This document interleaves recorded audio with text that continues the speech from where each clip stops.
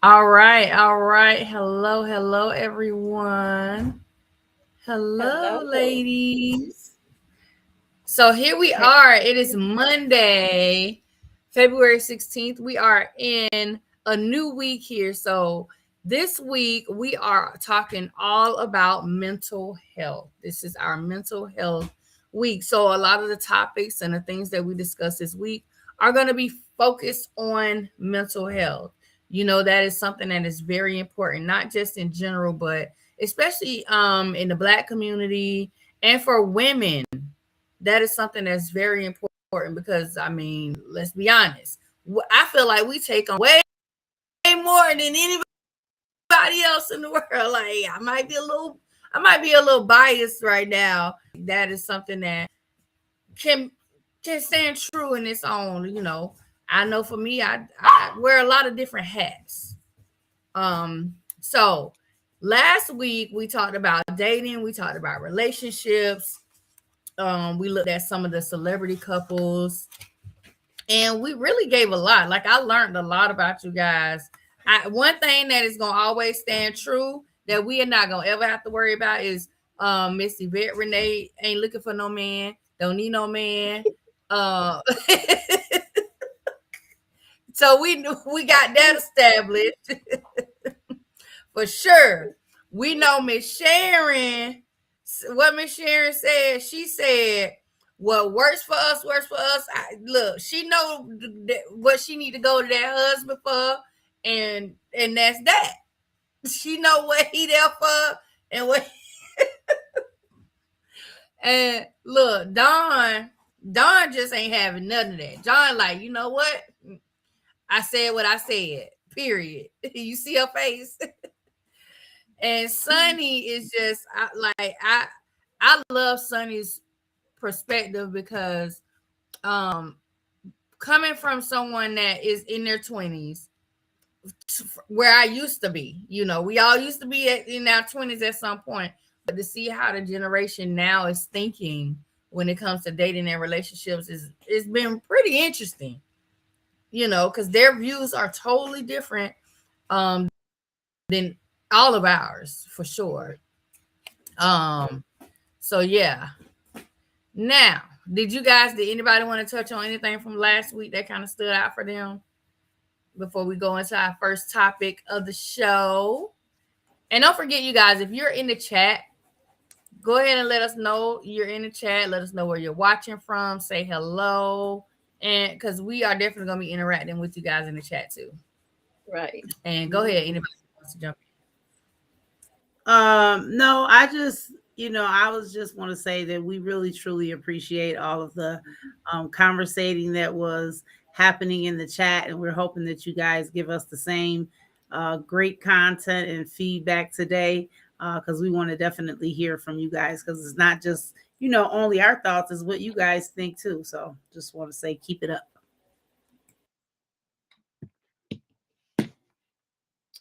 Yeah, same here. I really appreciate all of the feedback that we got Monday and Wednesday last week. We had an amazing audience, and we look forward to bringing you guys some more interesting topics. Yes, it was a in? absolutely Awesome. great You want to jump show, and yes, in? we did learn so much about each other, and we all share some similar perspectives, but not all the way the same. And that is what makes the conversation great, because with each of us, you're going to get something completely different, and so that's what makes the show, relatable to everyone. And I hope everyone enjoys it and interacts. Yes. Hey, Sunny. I see your face. Anything you want to add or recap that you enjoyed about last week? I love a good relationship talk. I hope everyone was able to take something from that and apply it to their lives, because that's what we try to do here, give you advice, give you guidance, and that you can use every day. So hopefully we were able to do that for everyone. I love it. I love it. So we get to this first topic. I like this topic, okay? Because I've been using social media. I feel like forever. Now, keep in mind, this is a mental health week. So all these topics that we're going to be talking about this week are focused on mental health. So the first topic I want us to dive into is social media and mental health, and what happens when scrolling steals your peace. Okay, because sometimes we can get caught up in the social media lifestyle. It's so true. I remember I've been using for sure Facebook. I've been using Facebook since you had to have a college email to get on Facebook. That's how old Facebook account is, right? And I can remember once they kind of rebranded it, it's Facebook now, and they put all these restrictions. I was in Facebook jail. Like I was like I probably ran Facebook jail. Like I stayed in Facebook jail because I was one of those ones who was allowing Facebook to steal my peace. I was going back and forth with people. I was probably cussing people out. I got caught up in the the drama of Facebook. And I think sometimes we don't realize that that's what's happening because you get so caught up into your thoughts and your views and how you feel emotionally about certain topics that you don't realize that you're going down that rabbit hole of losing your peace. And so that's why I think this is a great topic for mental health, because sometimes you hear like, oh, I need a social media break. I need like where they do like a fasting. And some people, they're fasting instead of fasting from food or other things, they're fasting from social media. And so that helps with the mental health. I've heard people saying they had to go to therapy because of things that have happened on social media. It's crazy that it gets to the point where it gets that, because what is the guy on not TikTok, on Twitch? He has not went live since he made the post saying that he needed to deal with his mental health. And he's very popular. He's one of the top streamers. The kids love him. Everybody loves him. And he hasn't went live since then because he's focusing on his mental health. So what do you ladies think about like social media and how it affects the mental health? Have you dealt with needing to take a step back? Has it affected you any kind of way mentally?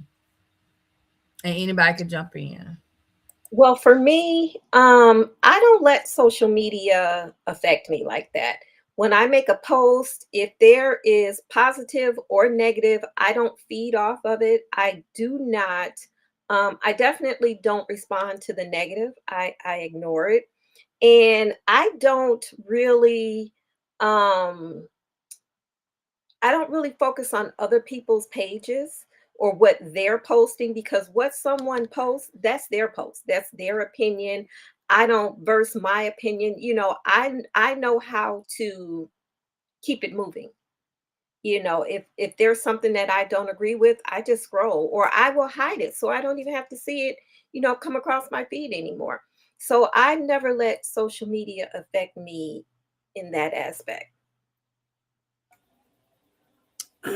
So I have to say, I never ended up in Facebook jail, but there was a time when I would really take people's comments so personally, even if it wasn't directed at me. I would get caught up in conversations about celebrities or just stuff that was going on. A really hard time for me is when the current administration was first in administration. And I literally basically had a minor heart attack behind social media, going in on people behind things that people were saying, politics, even, not so much just social media like Facebook and TikTok and stuff, but the news, right? And my blood pressure was so high that I did have to like kind of step back. Like I didn't cut it completely off, but I limited the amount of time. I would not comment on stuff anymore because I was letting this stuff like take over my, like I couldn't put it down. I was waking up in the middle of the night, literally waking up in the middle of the night to look at my phone to see, you know, if people had said something and what people had said, and it was taking over where I couldn't even sleep good anymore. So it did get very toxic for me at one point, and very harmful to my health. And so I had to, like, you know, Lady Bird said, figure out a way to, you know what's good content and what's bad, and be able to pull myself back and not allow it to totally take over my life, right? Because if I didn't have my phone, I would like panic. I would go into a straight panic because I couldn't get to my social media. So, now I use it for good. And I don't let other people, like you said, their pages, their comments, I really at this point don't care what people are talking about. I don't comment a lot on people's stuff. Even, when they comment on my stuff, I don't so much always respond back. I might just do a heart or something like that. But, I'm learning to do better with it, because at the end of the day, those people behind those screens, I may never meet or see ever. And if I fall over dead in my living room, they gonna forget about me in a week. So, yeah. Well, now I was in Facebook jail sometime 30 days. I done been in Gram jail. I done lost pages that had, oh my God, the amount of, but it was because of some of the content I was posting, and then also some of the remarks, because my mouth is vicious. I'm a wordsmith and I will refuse shreds. And so, yeah, it was rough. But literally, I did some refocusing some things and redid some things. So I really hadn't had that problem in a while. But for a while, I was losing my page. Like, it was ridiculous. It was ridiculous. Lose the whole page, be blocked, can't go live, can't post, it was terrible. But now, as far as like responding back to people, I take great pleasure with it. I enjoy it all the way from the bottom to the top of my head. Yeah, it's a gift. I love it. And I just had to open somebody's soul up a little bit earlier when I was at work. So I do love that with all my heart. Other than that, yeah, I don't pay any attention to any of the stuff. Because one day we was going over something about Black history, and the gentleman said, Indian or Black, you got to choose. I said, no, baby, I went to college because of the Indian. So I don't have to choose Indian and Black. Yeah. You bald sure is, isn't it lovely? The bald blonde, but it'll grow to my waist, love. But I want to tell you one thing, a little bit. You better go on back to that trailer park. Yeah, I had to get a little rough. I'm not going to go into it here. By the time I got through, he was just about in tears. Just about in tears. And then I said, you know what? The devil should let his employer know about some of the comments he's making. But my son said, Mama, please. And so I did not. I just blocked him and went on about my business, because that job would have definitely been gone, because he really was not a kind person. Well, just a terrible person, actually. But I did let him have it. But it does hurt. I'm telling you, the adolescents, they struggle really bad, bullying and everything, the toll it takes on their mental health. Actually, the way I conduct myself on social media helped my daughter, because she got to see, oh, okay, we don't know these people don't know us. You get them told if you want to. If you don't, just block them. They don't even exist any longer. And it helped her, because she was having some struggles with it initially. But once she saw how I conducted, she's just as bad now. And that's it. Open somebody's soul up is taking me. I'm sorry. Right. Like, I'm gonna use that. I'm gonna use that. Oh my goodness. That's wow. I was over here looking hard with you. That was too real. Yeah. See, Okay. me, So yeah.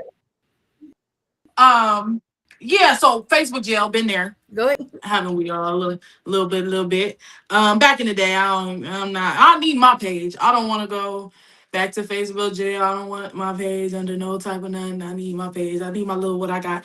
But I do remember when Facebook used to have an ending. You used to scroll, and then it would end. And that's it for the day. What happened to that? Like, I was thinking about the other day when I was scrolling, I was supposed to be doing something. That's another thing that happened. You're supposed to be doing something. You sitting there scrolling. You check your phone real quick, the time or something, and oh, a notification. Look at that. My friend just sent me something. I gotta look at the. So, but anyway, you scrolling. I'm just like, dang, is there even an end anymore? Like, am I ever going to, how long is it going to take me to get to the end of the Tootsie Pop and all that? So there's that. But my struggle has been like, well, I've been working on it. Getting on the phone as soon as you wake up. Like, I got a board on my wall, and I'll say, don't get on the phone as soon as you wake up. So that's really the first thing I see, because it was to a point where it was like I just had to tell myself that it was kind of controlling how my day would go, my mindset was at, and things like that. And I was just like, I need to do something. Nobody else gonna do it for me, so I need to do something about it.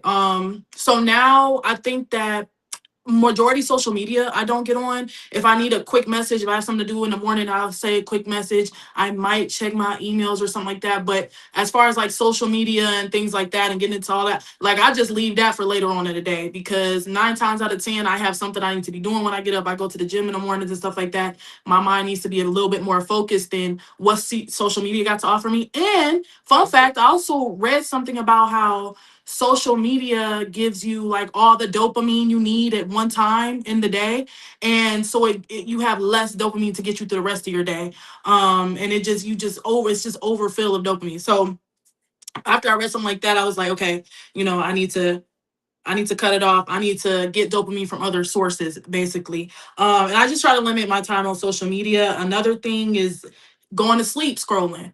I put my phone on mindfulness mode.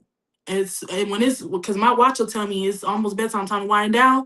Put my phone on mindfulness mode. Lay it flat. Turn the light down. Like, just stop. Like, you just have to just put it down. Like, it's been times I'm scrolling and I'm like, I'm getting a headache. I'm falling asleep on the phone. Just put it down. Put it down. Go to rest your eyes. Go to bed. So that's a couple of things I've been doing. And then as far as like comments and stuff on social media, I don't really get too much. Everybody have their opinions. Everybody have their thoughts. It's a lot of rage baiting. So it's like, is that all you trying to get out of me? Like, you trying to round me up just so I don't like the whole rage. I read it.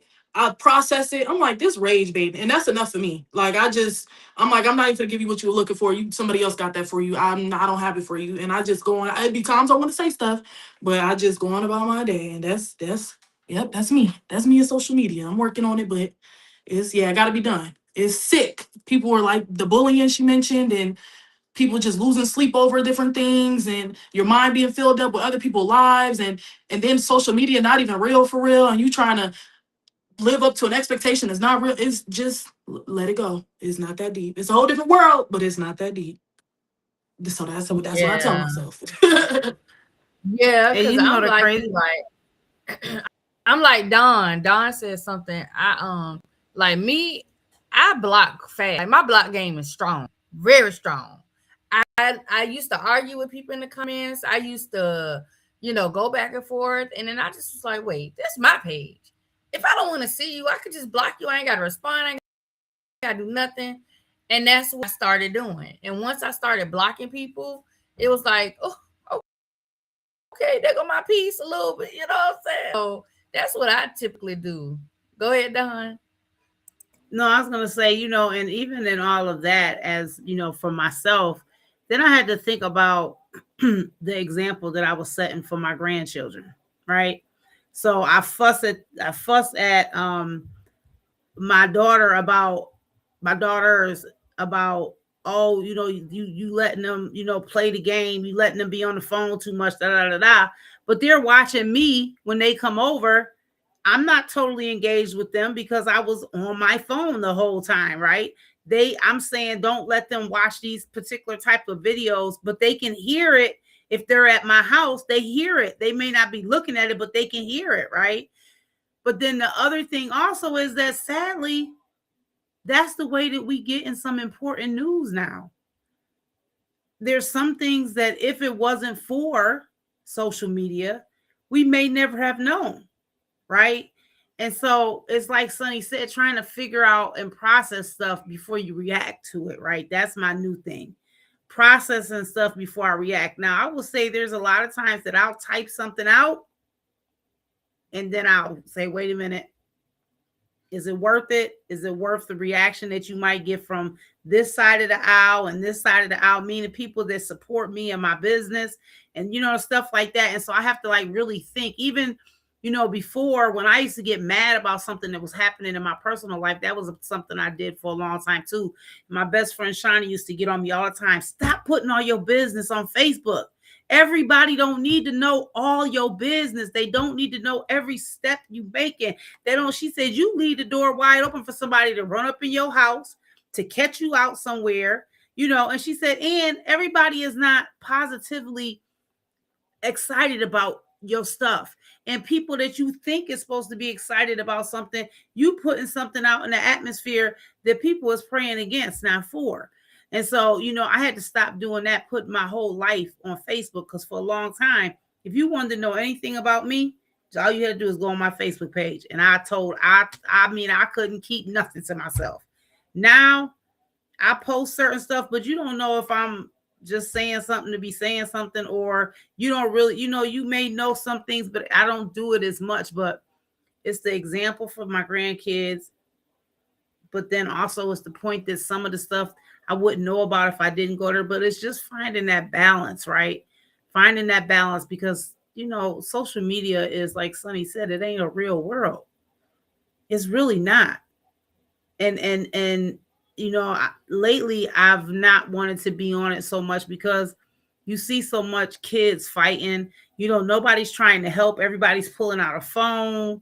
But you know, in the same breath, you'll watch somebody film somebody getting, you know, something happening to somebody. But then when the police say, well, can we get somebody to give us a statement? Nobody knows nothing.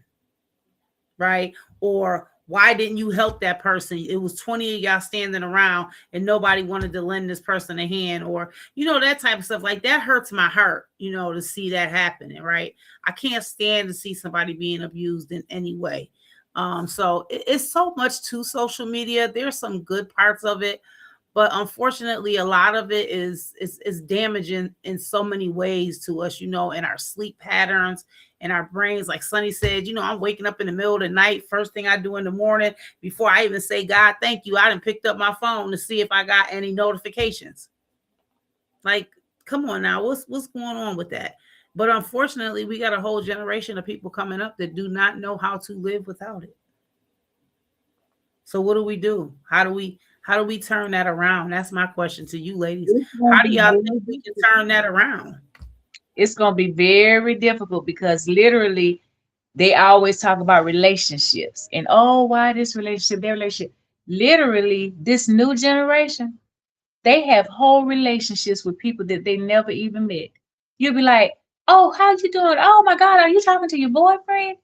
Yeah, we've been dating for a year and a half. I said, oh my God, that's wonderful. He lives in Canada.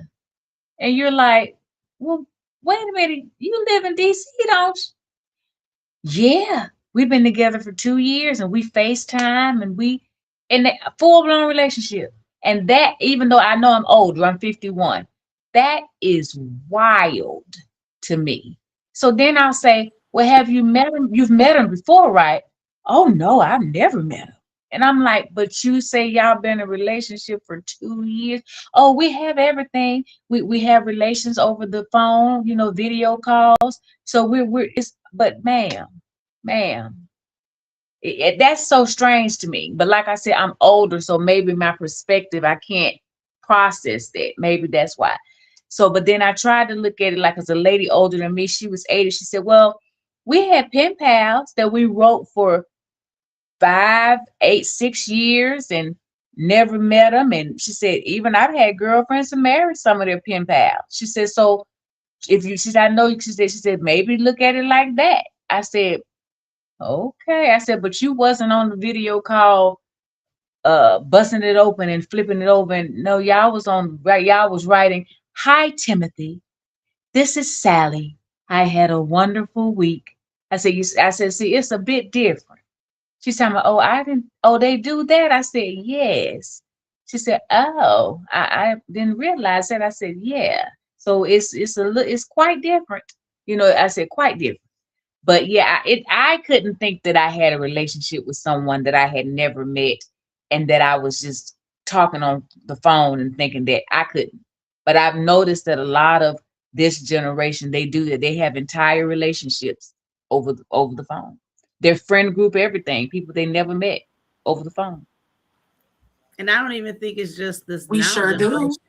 But you know what? I don't even think it's just a now generation thing, Sharon and Sunny. You have a lot of older people who are having relationships with people that they have met online and they've never met them. And unfortunately, a lot of those people are being scammed, right? They're being scammed out of money, and in a way, it's like, I want to say that I would never allow that to happen. And I think that's the reason why I don't let nobody that's on social media that I haven't physically met. I'm not giving you the time of day, because I've heard so many horrific stories.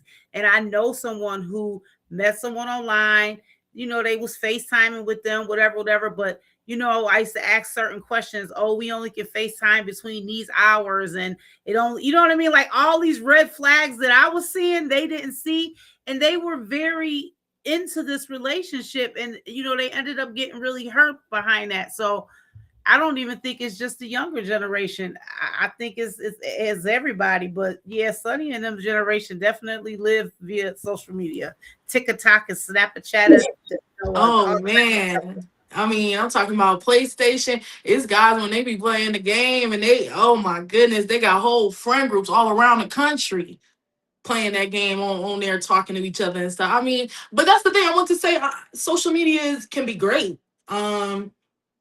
If you use it in the right way and your intentions are pure and genuine and you have something you want to promote, something positive. I mean, social media, like what we're doing, it's a great way to get that out there. It's just, you got to keep your wits about you. You're encountering the whole world almost, and every single person's opinion. Not everybody's going to agree with you. Not everybody's and that's where some of the negative stuff come in. But as long as you keep your head on your shoulders and remember why you're on social media and what your goals are and what you want to accomplish and the things you want to get out to the world, like you will have positive impact that way if your mindset is right. So, I mean, social media is this like you never know, for real. You never know. You just got to go in with the right mindset. And yeah, and some people, they look at older people and they like, oh yeah, that's a target, in this world of social media. Oh, that's the target. She don't know what's going on in here. Oh, we can get a one over on this person. And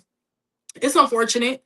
But to be honest, they was going to target them anyway, in either way that they could, whether that's social media, but it's unfortunate that that's the way that you could get to someone and hack their phone and all that jazz.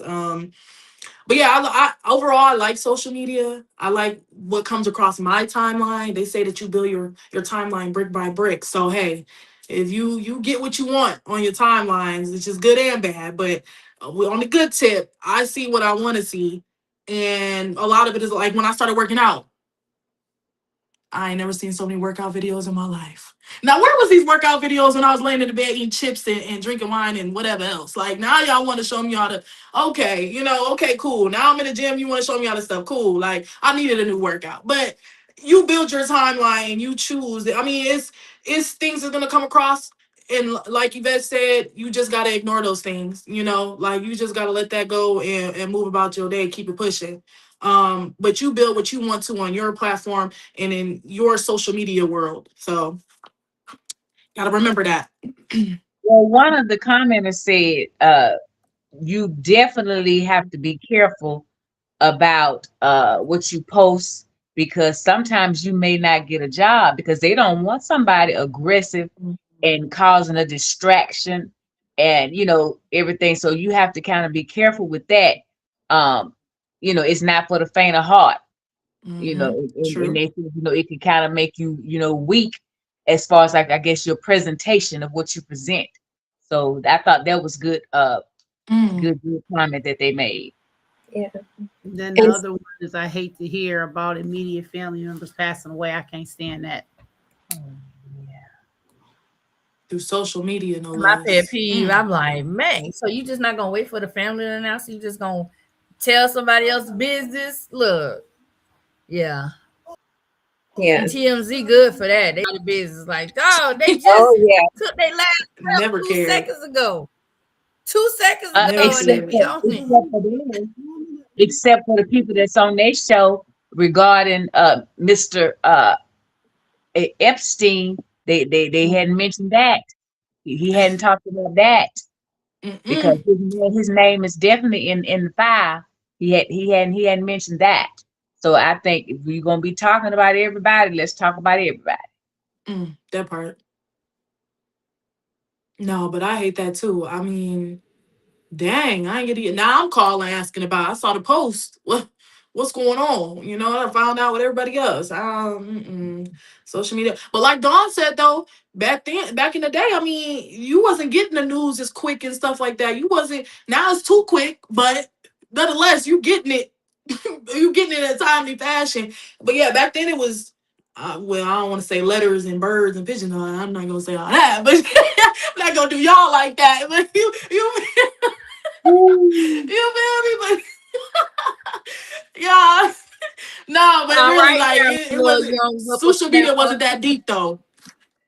Social media was not that deep, so y'all got news and the whole different on what newspapers and now me trying to remember newspapers, y'all. At my age, look, newspapers and all that stuff. Like it's been different, and I mean, like I said, it's some positive things and some negative things. And I think a positive is that you get info like that, almost too much, and it's at everybody's fingertips, but you do get that info. So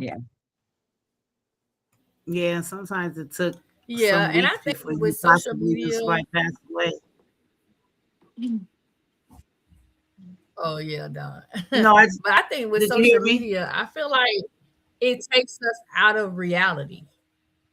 Like we lose touch of reality because I'm one of those people. I like to live in the moment, and let me tell you, I never realized how bad we had an attachment to our cell phones until I went to a concert. I went to a concert, and I'm old. Like obviously, I'm old school. I like to go to the concert. I'm the artist on stage. I'm right here with you. I'm singing all the words. I'm enjoying myself. I probably don't even verse with me because I want to enjoy the show that much. And all you see is this right here. This all you see. They just filming the whole concert. They sitting there with their cell phones and just looking at the concert through the phone. They ain't even looking at the stage. They looking at the phone at the stage. And it is the most annoying thing. And I didn't realize that. I went to a concert and I want to say it was T-Pain. It was a T-Pain concert. Y'all know all his music is upbeat, is you want to dance and party. And I'm looking around and everybody just standing there with their phone. I'm like, I'm over here dancing, doing this, it was just so crazy to see that because it's like I remember going to concerts when we didn't have cell phones and you had to, if you had a camera, it was the one you had to take to Walgreens or Walmart and get developed. So that means you had to snap that picture and you put it front camera right back in your pocket. It wasn't no just a constant recording of anything. And so to see that, it was like, man, are we that out of touch with reality? Can we not just live in a moment for a few seconds? And that's why I do like when some comedy shows force you to put your phone away. You show up, they be like lock boxes for your phones. I like that because it forces you to be engaged and to be in the moment. Yeah. Yep. Someone said in the Any comments, other it all thoughts on that? depends. Someone said in the comment, it all depends Oh, go on ahead. different generations. Can you hear me? It all depends. Someone said in the comment, it all depends on different generations and how we view social media and handle social media. And that's true. But then again, I've seen people my age get involved in whole relationships, to the point where they're engaged and this person really doesn't even exist. This person is actually over in Africa somewhere saying that they're, whatever. And the person that you're quote unquote engaged to doesn't even exist. That's what I was talking about. And when you try to mention it to them to try to help them, do you think this make any sense here? And especially the ones that you'll say, well, have you ever seen them before at least? Oh no, I had never seen them because their Wi-Fi ain't good. So the pictures don't come through. And you looking like, you say, what now? What? So I don't know, but people are so lonely. People because of social media, we don't interact with each other like we used to. There are people that are so lonely. So they tend to fall for things like that easier than other people because they're craving some type of human contact, some type of relationship of, something, whether it's real or false. They just want to cling on to something because sometimes when they tell you what happened, you're thinking, what? That don't even make sense. But yeah, it's difficult. You have to really know what you're doing when you get out there and start utilizing it, because you could definitely fall into a deep hole. Girl, I thank God I've never been that lonely. Man. So Yeah, somebody said something about a Yes. catfish, it's a lot of that going on. Oh yeah, that's that scammers, catfishes. They waiting and lurking for Credit sure. card. All right, so let's go into what you say, credit card scammers. They want your information. Yeah, they want it all. The credit cards and the scammers. Yeah. Mm. So we're gonna go into Oh, our somebody Women in Black History moment. Oh, somebody said what? Somebody said, I told my daughter we had pages back in the day. Right. We And I'm gonna did. get another pager when I become a doctor. I'm gonna have me another pager. How about that? All right. So our Black History moment, Women in Black History moment, is gonna focus this tonight on Madam C.J. Walker. All right, this is something we are all pretty familiar with. She has done tremendous things for the Black community, and how she has created a cosmetic and hair care products for Black women. So Madam C.J. Walker, whose name actually is Miss Charles Joseph Walker, and she got the Walker name from her third marriage. Okay, listen, it might have took 3 times, but I guess it worked out that third time. She's an American entrepreneur, political and social activist. Walker is recorded as the first female self-made millionaire in America.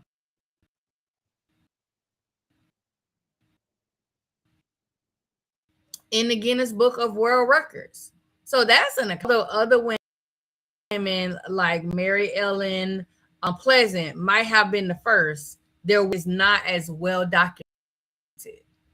Madam C made her fortune by developing and marketing a line of cosmetic and hair care products for Black women through the business she founded, Madam C.J. Walker Manufacturing Company. Walker became known also for her philanthropy, her activism, and she made financial donations to numerous organizations like the NAACP, and became a patron of the arts. Villa Luaro, Walker's lavish estate. Now listen, you got money if you got a whole estate, right? In Irvington, New York, served as a social gathering place for the African American community. At the time of her death, Madam C.J. Walker was considered the wealthiest African American businesswoman and wealthiest self-made Black woman in America. Man, listen, I would have a fly on any wall that this lady was in, because if you've ever watched, there's a movie, it's on Netflix right now, called Self-Made, and it's about Madam C.J. Walker. If you have not watched that movie, I would say go and take a look at it, learn a little bit about her, and some of the things that she's done in the past, because that story really, I think that's the closest story I've seen that depicts who she really was and some of the things that she went through. Because we know in this world, as a woman, we already have to compete with men. But then you throw in another woman that also has the same ambitious goals that you have. Now your competition got a little harder. And so to see how she was able to maneuver and go through the things that she went through, I say kudos to her, because it's not every day that you can, especially in this time period, say that you were a, millionaire. That was huge in that time period. This is like what, the late 1800s, early 1900s. So definitely. Did you guys want to add anything about Miss Madam C.J. Walker? Yeah, me being in the beauty supply industry, Madam C.J. Walker was my inspiration when I started my businesses. I read about Madam C.J. Walker when I was a child in grade school, and she's always been my inspiration. So when I opened my very first hair boutique, which was inside of a Solar Salon Suites, Madam C.J. Walker was my inspiration. So even though I'm retired from the beauty industry, she will always be my inspiration. I remember watching the show, and one thing I could say, if again, it was a depiction of her, she didn't play no games about her business. She didn't let any man come in and take over her business. She was very accountant wise, on top of her money. And so she was a strong Black woman, right? She went through some stuff, but she stood strong in what she was going to do and how she was going to do it. And so, I commend her, especially in that time period, being a Black woman, not allowing a man to speak for her. And like you said, Lady Bird, she was a millionaire, right? I can't remember if she had children, but I do, I do remember that she was a very strong Black woman. And, I feel like any woman in that time period was a strong Black woman, because, we go through some stuff, but they had to go through some stuff. I always joke and say, God put me in the right time, because if I had the attitude I got now back then, I wouldn't have made it, because, you had to really have some thick skin to survive those days and times. So I commend her. And I'm glad that she was the footprint for a lot of other Black women to come along, like, Miss Renee, and look up to her to be able to have their dreams come true. Oh, she had a daughter, Rita said. Okay, thank you, Rita. I couldn't remember if she had any kids. Yeah, she had a daughter, and that daughter squandered her money so bad. Her daughter ended up having a terrible husband, and she just went through money. It's kind of that part. I always hate that part. The daughter was not very frugal, and she had been used to being, everything lavish, because that's how her mother raised her, lavishly. That's all she was used to.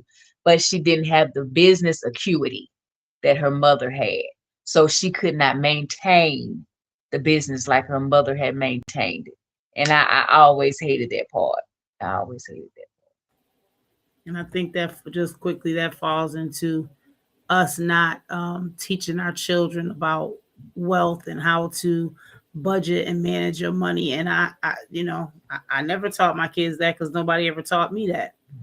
So, And that's a whole nother show. Next week. week. We're gonna talk all about money next week. All right, so going into a little, I don't want to say gossip because this is not gossip. This is some celebrity news that actually has some substance, and it correlates to our topic of mental health. And so, the let me get it pulled up here. So, I wanted to highlight two different celebrities. So the first one that I wanted to highlight was Lil Jon and his son, and I just got to pull up his name to make sure I'm saying it right. His DJ name, real name. But if y'all haven't been paying attention, recently within the past I believe it's been maybe 2 weeks ago, Lil Jon's son had an episode that caused him to leave the home with, from what they were describing, it was like he kind of left home with nothing, like no phone, possibly even no shoes. And it was just one of those things where it was like, what? And so they put the report out that they were looking for him because, again, he ran out of house with nothing. And from what it sounds like, that he possibly had some type of mental episode that took place. And that's why I wanted to highlight it this week, because I actually wanted to talk about it last week, but I was like, no, let's wait and mention it on this week's show, being that this is our mental health week. And so eventually he was located. He was located deceased in a body of water not far from where they live. Lil Jon and his son's mom, Nicole, in our thoughts and prayers, because definitely losing this is not something that anyone wants to have happen or even thinks that's going to happen, So I wanted to mention that because, we try to encourage our kids, no matter what age, whether they're teenagers or whether they're young adults, to be able to come to us and talk to us whenever they're dealing with things. And not to say that his son did do that. I know I saw his son also was in the music industry. His son helped produce albums that he was working on. So it's like he wasn't around his son, or he wasn't in the picture. And his son's DJ name was DJ. That was like his industry name. And it's just, he was only 27. He's young, only 27. And it's just, this is why it's also important to always talk about therapy. I know therapy in the Black community is very taboo. It's very taboo. Like, you mentioned therapy, the first thing somebody say, well, I ain't crazy. That is not what therapy, no, we are not telling you that you're crazy because you're telling you to go to therapy. For some people, therapy means a lot. You might be someone who has no one to talk to, and that therapy session is giving you that outlet to be able to talk to somebody, to get out whatever it is. Because I know for me, I don't necessarily go to therapy or I've done therapy maybe a couple times.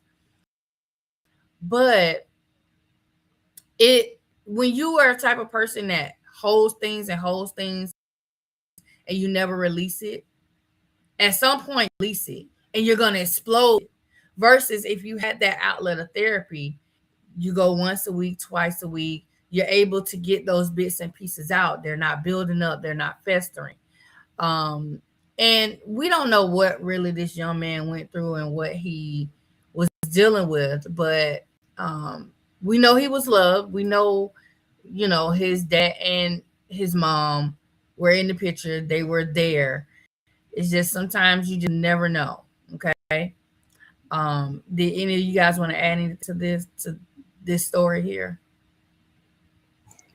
I just always tell people I advocate for therapy. As soon as you notice, he's a bit, because I don't hide it. I suffer from depression. I also am a person that's bipolar, and in my family, agoraphobia. That's when you are literally afraid of the outside world, people in the outside world, things, places. Uh, you might even be just scared to breathe the air, to open the door to breathe the air outside.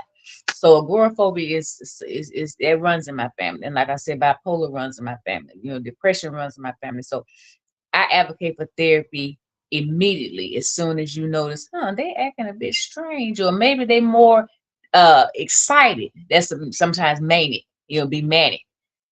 They're very excited, very hyper. What? As soon as you notice something, you need to get them to a psychiatrist so they can be diagnosed for one.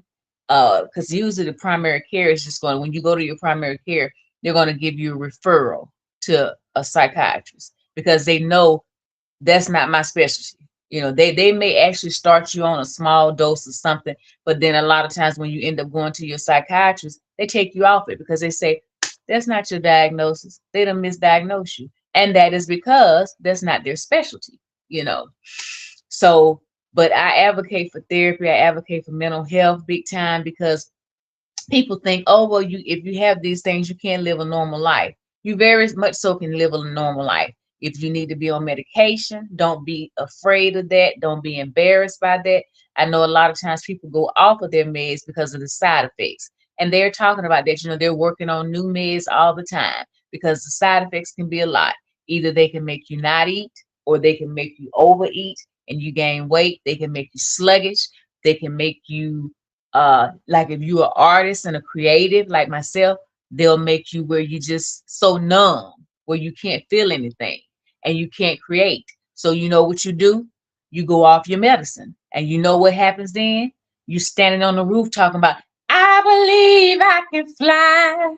So you have to really, really monitor yourself and tell your family, monitor me. If it look like I done went off the rails, reel me in, because I want to stay here.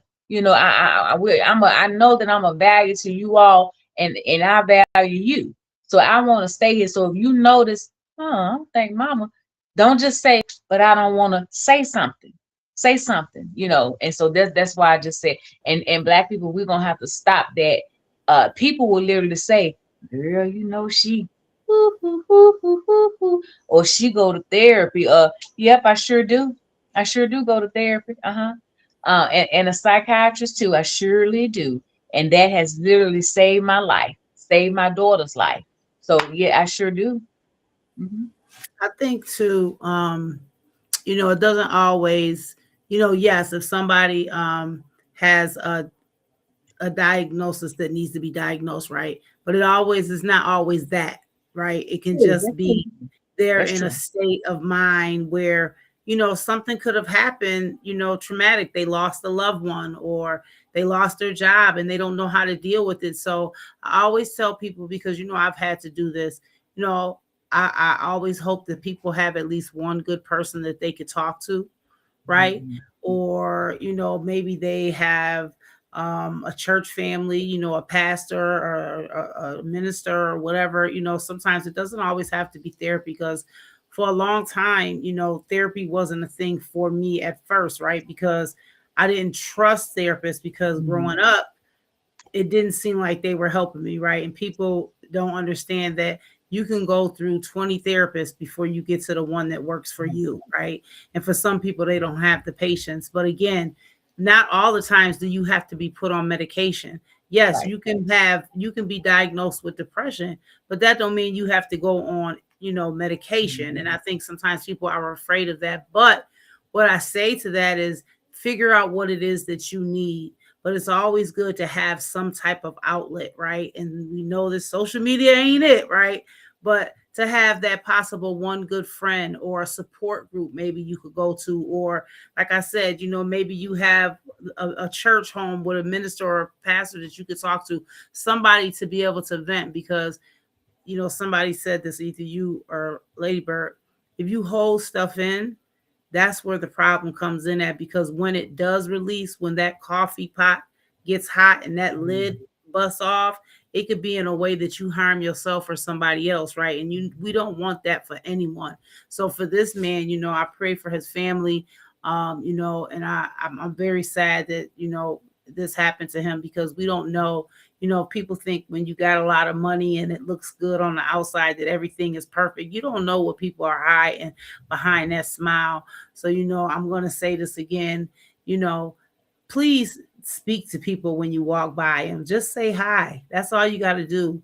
You don't know, that might be the thing that takes that person off of the edge that day, by just saying, hey, how you doing?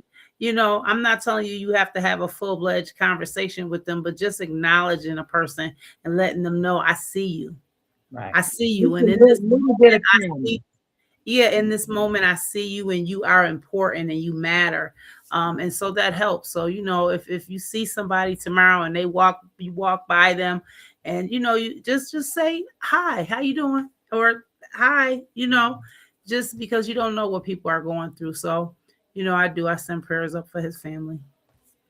And one last thing, you also have to, what Dawn was saying, I agree with that, because also too, sometimes with these new drugs that they have out, they can make you go into like a psychotic state.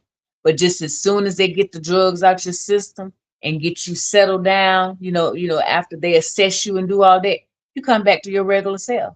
And somebody might have said, oh God, he's such and such. No, he just, the reason he was like that was because there was some drugs, chemicals in his system that had him like that.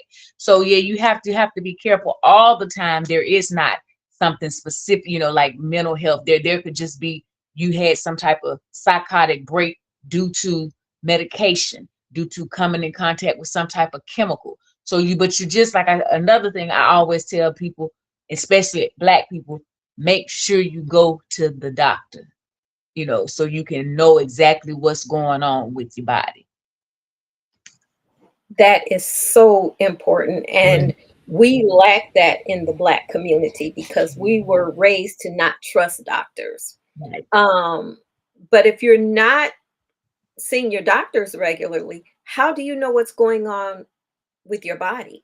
Mm-hmm. So it is very important physically and mentally for us to, go to our doctors. Mm-hmm. Absolutely. And that takes us like clean. What you said goes right into the next I wanted to talk about, which was Jelly Roll and his wife Bunny. So Jelly Roll and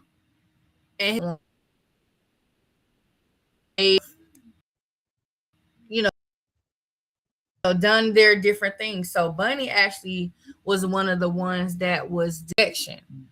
This is the one I think you've seen Serena Williams kind of promotes it a lot. Somebody else I've seen that promotes this as well. And this is one of those, and this is a picture of them here. This is Jelly Roll at his heaviest, okay? And I believe at the time of this picture, she had already done her GLP-1 and lost the weight and things like that. So the GLP-1 is one of those medications that it curbs your appetite along with helping you lose weight. But what Bunny was saying is that while she was taking this medication, she was dealing with a lot of thoughts. She was dealing with those unaliving thoughts. Okay. I don't want to say the S word because, social media don't like you to say certain things, but she was dealing with those unaliving thoughts. And it was really a struggle for her because she wanted to lose the weight. She wanted to, do what she needed to weight by sticking to the medicine and sticking to that regimen. But however, it was causing her to have these different thoughts and it was affecting her mental health. And they've got all these other drugs too. They have Ozempic, Wegovy. I forgot there's another one too. But they have these different. I said semaglutide, Z-Pound. Oh yeah. Yeah. And she was describing this as like one of the darkest times in her life, and how because you know she was having anxiety. These are things she never had to deal really had to deal with the anxiety. She never had to deal with the depression. And like you said, Sharon, some of these medicines have these chemicals that trigger these things in us. And this is what was happening with this medicine. Um, and again, she did lose, but she was dealing with all of why she lost the weight. Now, Jelly Roll actually, lost 275 pounds. Now, he said that he ain't taking no medicine. However, I don't need I don't know. He said that he had been working with a medical team, a chef, a sports nutritionist, and he had been seeking professional treatment for his food addiction. Okay, so I mean, I don't know how he must be dream team, okay? Because I'm trying to figure out, these are two people in this household. This is the road she went by doing the injection. He's saying he didn't do it. I don't know. I don't live with them. I can't say what he did and didn't do. However, I don't know. I just maybe he has had some help other than just these things. I feel, it's his story to say what he did and didn't do, and that is his choice. So I'm not Right. going to jump down a man's throat, but if he said that he did it without the weight loss, without the weight loss medicine, kudos to him, because that definitely a huge difference. And I've seen him recently, and I had to double take. I think at the Grammys, I had to double take. I was like, "That's Jelly Roll," because I hadn't really paid attention. I was like, "Okay, I see you, sir." But yeah, so what do y'all think about that? Like, I know Sharon already said, how she feels like the chemicals do have a direct effect. But anybody else want to jump in on that? Jelly Roll and his wife Bunny. Yeah, I was gonna say I honestly relate a lot to medications making you have like thoughts like that, just because I mean, it's even worse if you already have a diagnosis of like depression, anxiety, and things like that. Which I do. I actually am diagnosed with depression and really bad anxiety and other things, history of like self-harm and just like low self-esteem and just like going through different medications and stuff like that for chemical imbalances and all that stuff. And when you've worked through all of that, that's great for you. But then you take a medication that then increases all those things that you've been working on. And that's something that happened with me because I was taking steroids like some years ago, a couple years ago for I don't even remember what. And I was just on the couch, just half dead in my mind. I was just like, I felt like the world hated me, I felt like, I mean, my family's right upstairs. It was just a feeling of like complete loneliness. I honestly never felt something so intense. Like, and this is coming from someone who has constantly dealt with this growing up and traumas and all this stuff. And like to be in a healthy space and then take some steroids to get better for your body to get better, and then your mind come in and try to eat you up. Like it was real hard for me to cope with that. And it was so intense that it was like I couldn't even talk about it. I didn't even want to say anything. I was just on the couch just going through it mentally. No, nobody in the world knew, just me. And I I can't imagine wanting to lose weight and just wanting, a couple pounds off. You heard about it and not thinking it's going to affect your mental like that, your psyche. Like, uh, and then it's like what you do. Then you're scared to try something else. You already went this route in the first place. You clearly want to go this route. Now you like, do I even try anything else? You feeling kind of hopeless. All type of things. Hopefully she gets therapy for that and gets off that medication. And because even if you get off the medication, you probably still need therapy after for having the thoughts. Like, it's not safe. It's your brain sometimes is not safe for you. So it's like if you've entered that realm before in life ever, you might as well go ahead and get some therapy after that. You know, like even if it's a short amount of time, talk about it, process it, let it go. You know, it don't have to be as bad as like, oh, you was diagnosed with something or it's chronic or anything like that. But do what you need to do to kind of cleanse your mind of even having to go through that, and then you could get back to yourself that way. So I'm hoping that's kind of what she does, and she does what works for her, and something that doesn't increase those thoughts or feelings in her. So yeah.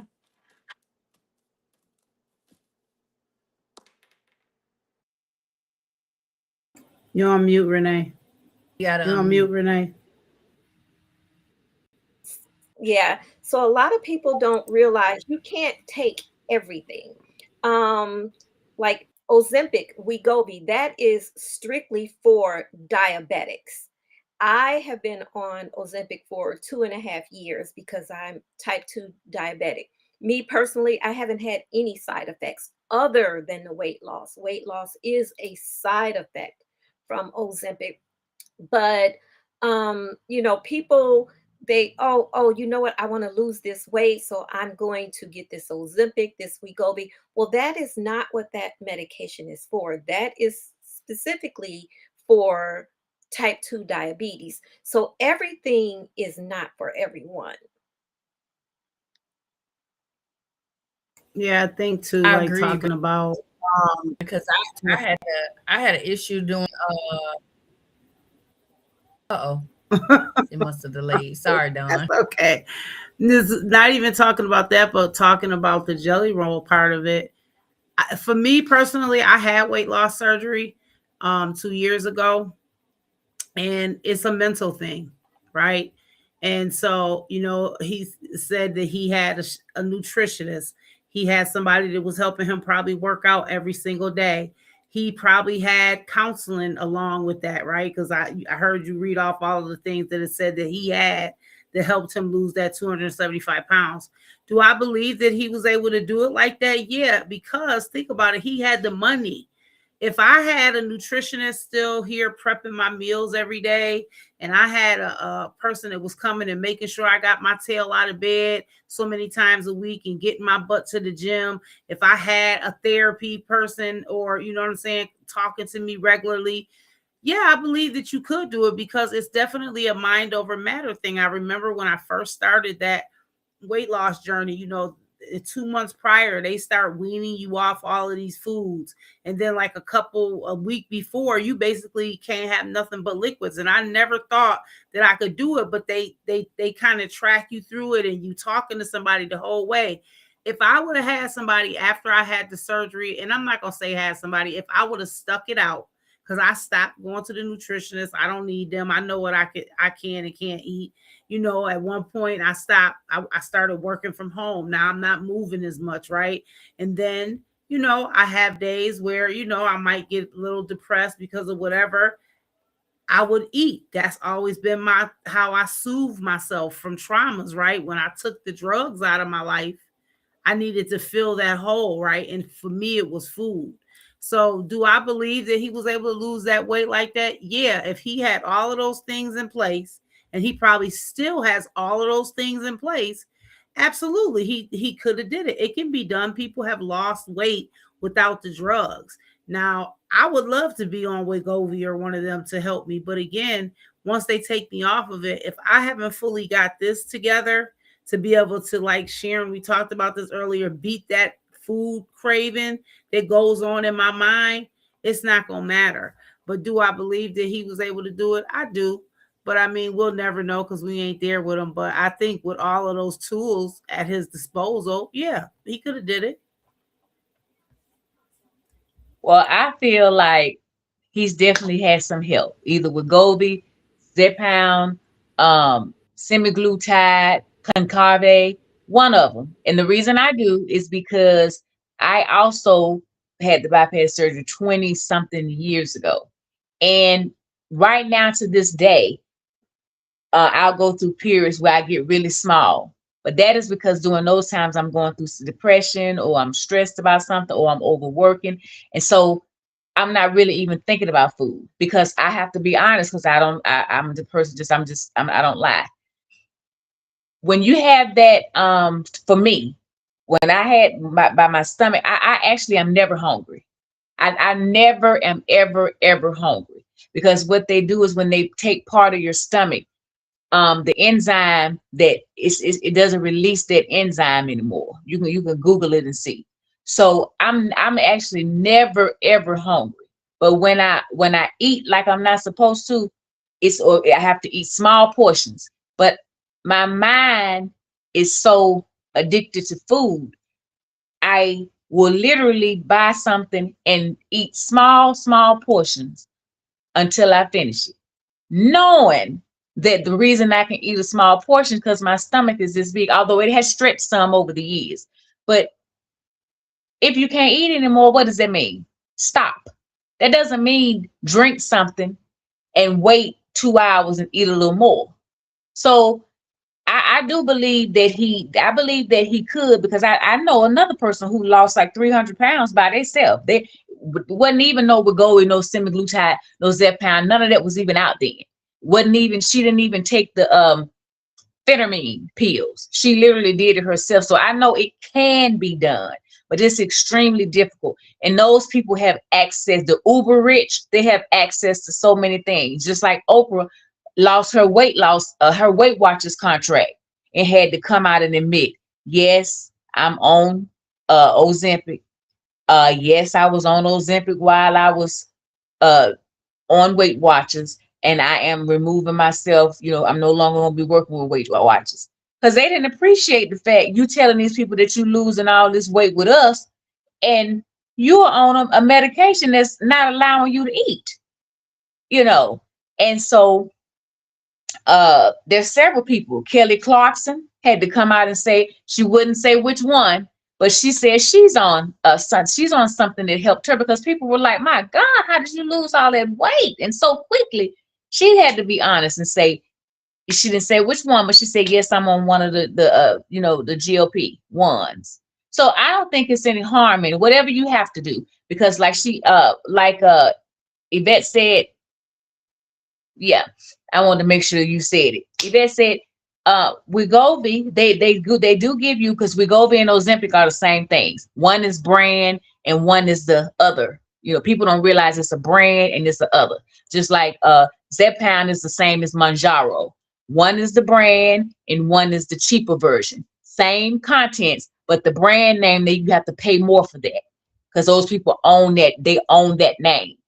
Okay, so literally, the side effect of the medication is weight loss. So they are putting people on it now for weight loss, but then it's such a, that little thing of, you don't have diabetes, so they do have some that are specifically for weight loss and some that are specifically for diabetes, but the side effect of taking the medicine is weight loss. But I tell people to be careful with which one you are prescribed, because what people don't realize, you may get prescribed Wegovy, and like they said about the adverse reactions, or you may be prescribed it and your blood sugar might drop down to 20, because that medication is for diabetics. So people don't realize you have to be. Also, people don't realize that medication can cause you to have severe intestinal and stomach problems, because it slows the peristalsis down in your stomach. So you cannot eat, you don't feel hungry, but if you do eat, the food will just sit there. So you need to, sometimes you may have to initiate taking a laxative into your life, so that you can be emptying yourself completely. Because I tell people all the time as a nurse, if it don't come out one way, it will come out another. And I know that sounds terrible, but if it don't come out one way, it will come out another. I've seen that happen. It's the worst thing you could ever see. So you do need to, just be careful. Don't just be out here just taking medications. Know what you're taking. Right. I agree. Glycity, and that's for diabetics. And there was a period in like 2022 when it's like, well, we on a shortage because they started giving it out for weight loss. Mm-hmm.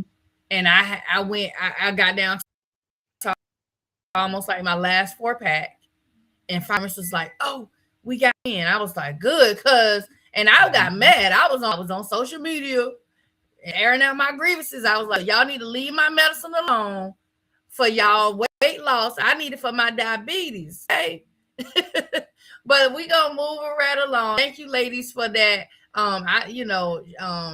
Definitely some insight, because I hear the weight loss names up, but I don't really pay attention to it that deep into like some of the side effects. So Sharon, you just educated me a little bit. Let's go to our next topic. Next topic I wanted to talk about was choosing peace over proving a point. Because baby, listen, when it comes to my mental health, sometimes I can't be wrong. I gotta be right. So the fact of me wanting to be right, I gotta prove my point. Okay. And I think we all kind of do that in some sense, because think about it. If it's a thing that you are well versed on, you know it from front to back, sideways, all over the place, and then you got somebody that come in and they be like, "Well, no, that ain't." No, what you're not gonna do is you're not gonna tell me what I know it to be. Let me show you, or even when it comes to, say, gossip, for example. Say you dealing with a situation and all of a sudden now somebody has taken your situation, put it all over wherever they put it, to the family group chat, social media, wherever they put it. It's like now you've got these whispers. And so now you got to prove a point to correct whatever it is somebody has said or done. So it's those things where, is it worth proof point? Is it worth, what? I don't feel like arguing. I don't feel like I don't feel like it. If they want to believe whatever they want to believe, I'm gonna let them, and I'm gonna protect my peace. So you have to do that. So how do y'all handle those moments? Like, do you feel like you do choose peace more, or is it like, man, no, I'm proving my point, and you gonna listen? Look, let me tell you something. My peace is everything to me. I don't ever have to prove a point, because if I don't have my peace, then I am discombobulated. And I'm not going to let anything or anyone discombobulate me. Not social media, not a family member. I mean, there have been times where I have even had to distance myself from, my kids, because I had to. It's my mental peace is important to me, because once you lose that, you've lost a lot. So proving a point has never, ever been my thing, because I'm going to always be at peace. I've walked away from businesses. I've walked away from money for my mental peace. So I'm all for the mental peace.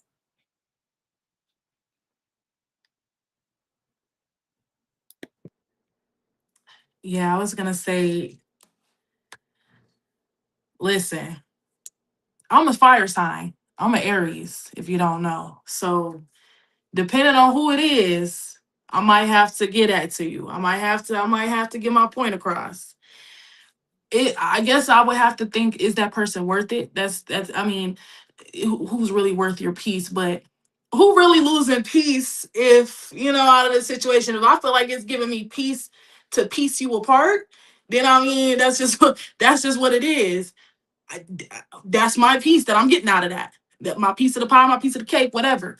Um, but if it's to the point where I'm you process and you like, okay, I do this, I get what really do I get out of this? What really, especially with this person specifically, I feel like for me personally, a lot of times it be family for me. I let them have it because y'all know better.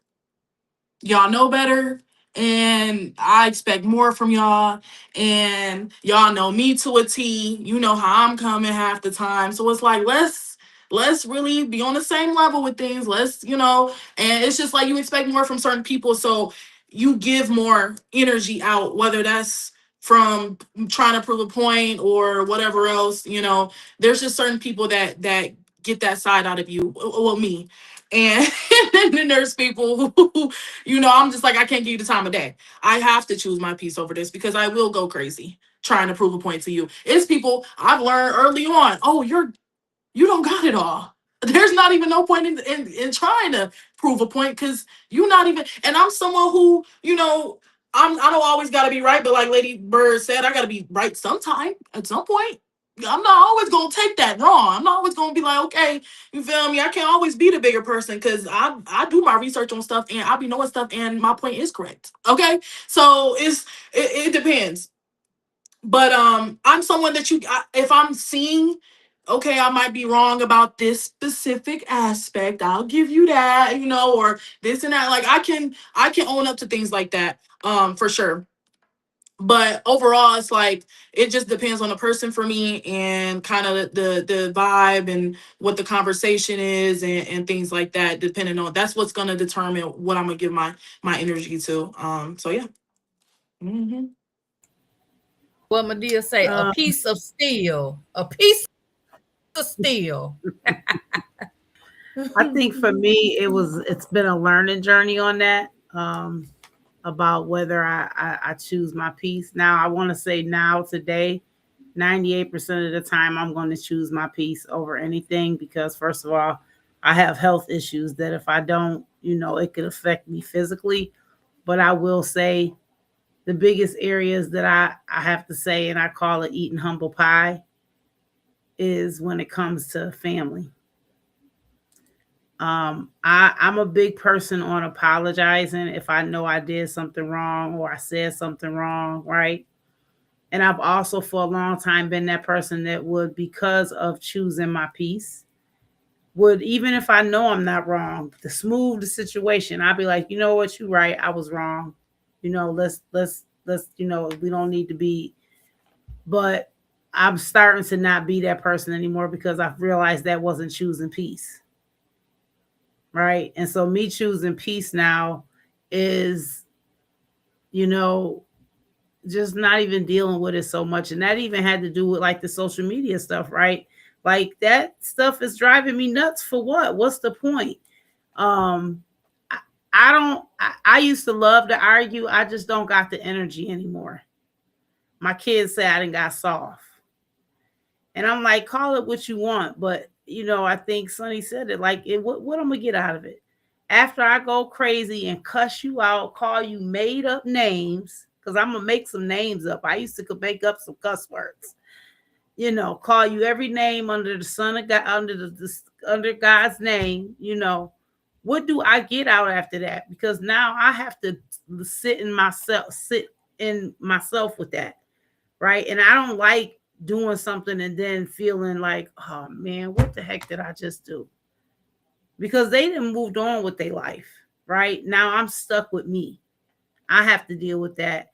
And then also, you know, when I feel and think about what's my peace is that going to affect my business? Is that going to affect my brand? Is that going to affect some relationships that are really important to me? Is that going to be something long-standing that in 5 years somebody can look up on social media? Because I tell people all the time, once it hits social media, it's there. Ain't no deleting it. I don't care if you delete it off your page or your phone. Somebody screenshotted it and it's somewhere. Case in point, when I was separated from my person that I married, they started dating somebody. And this is before, like, I had just started like telling people about my status openly. And I used to do consulting work, right, with different organizations. And there was one organization that I had totally forgot about this, that I had spoke and won this award, and they put my picture on their website and it had a bio. Well, when this person that was dealing with my partner, you know, something came up and, you know, I came back in the picture for a hot second, proving a point. You think I'm the wife? I can always come back long as I'm the wife. No, really? Well, let me prove my point. Now, that was the time I had to prove a point. And then in the midst of all of that, this person went looking. I guess they Googled my name. And the first thing that came up was this picture and bio, which said, what my status was. But again, like, is it worth the long-standing effect that may happen in the aftermath of everything, right? And I had to mature into that. This ain't something that happened overnight, y'all. Right? Like, this is like, I really had to grow into this. And I try to tell my kids that, like, it ain't worth it. Don't get so explosive right away. Step back and think on it. Then I had to remember it took me a long time. I'm 53, and I want to just say by the time I was 48, when I finally got it, if I just be truthfully honest. And yet God still is working on me, because I still sometimes forget. But the one thing I will say, the grace and mercy of God, is that it's never happened in a public space or on social media where somebody could, you know what I mean? It happened in a private space where it's only me and that person. It's my word against yours. And who you think they're going to believe? Which one of us is more of the angel, me or you? You know what I'm saying? So it's a learning lesson, but you definitely just have to weigh out the options.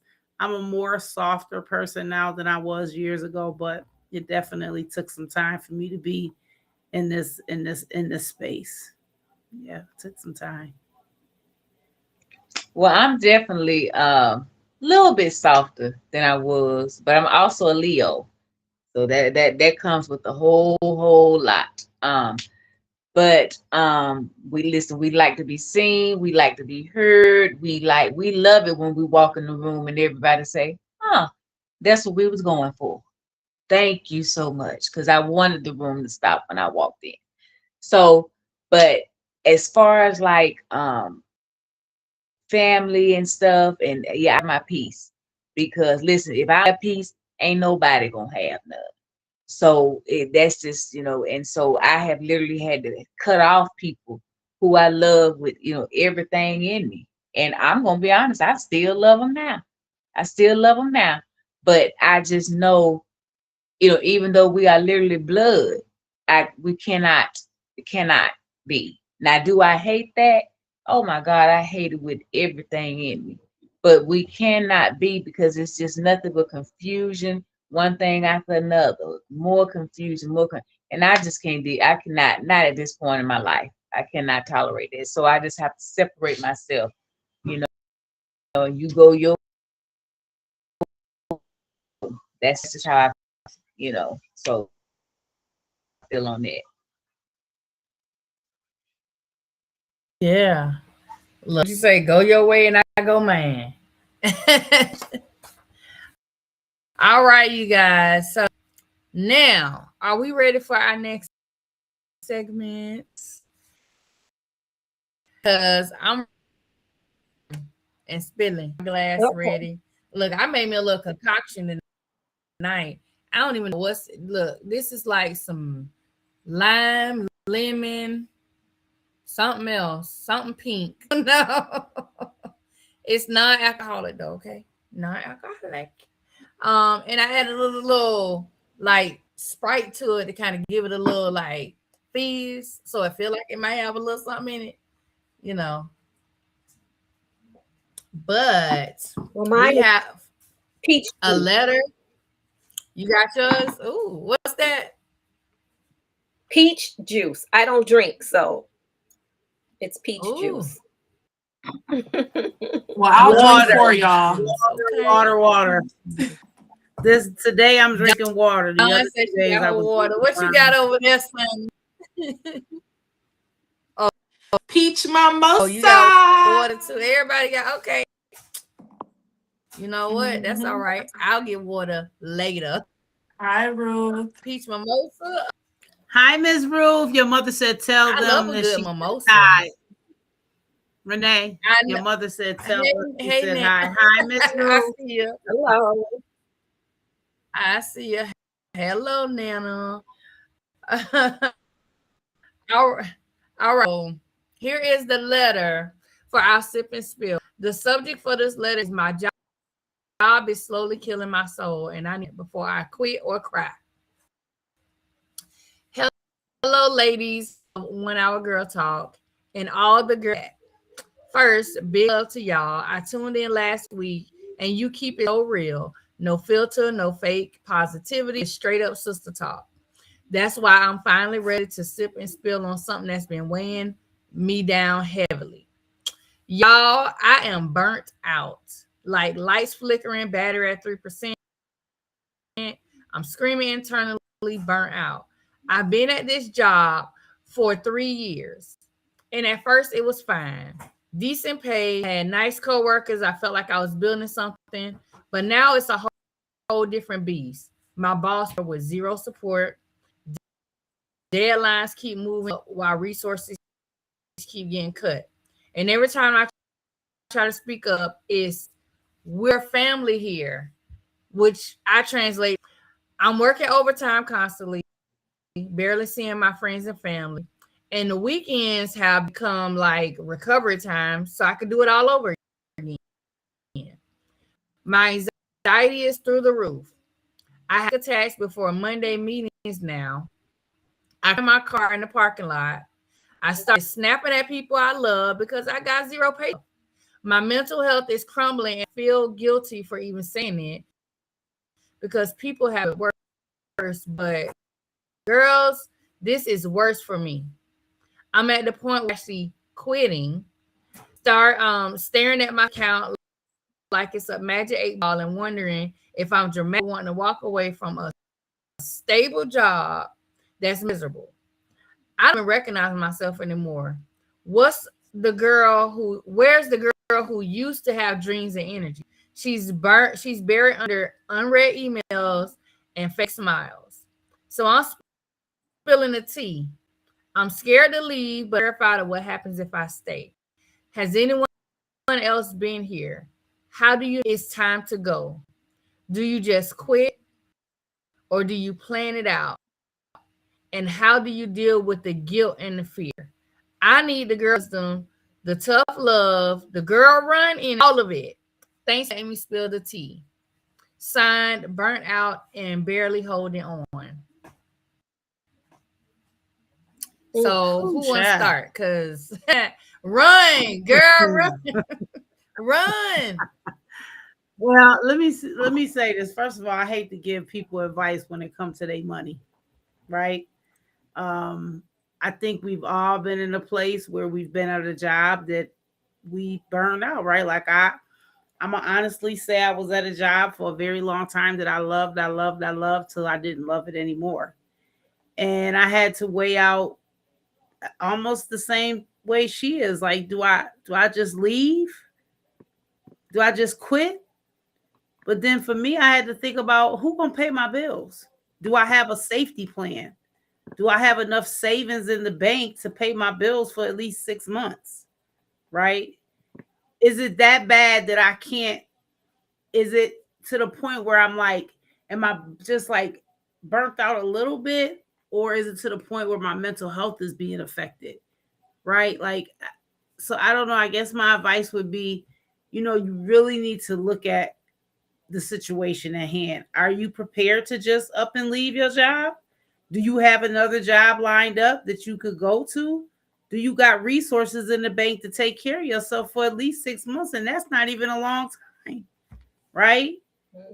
Is there somebody you could talk to? Have you talked to your supervisor about this? Like in a supervision? Is there somebody you could go to over them?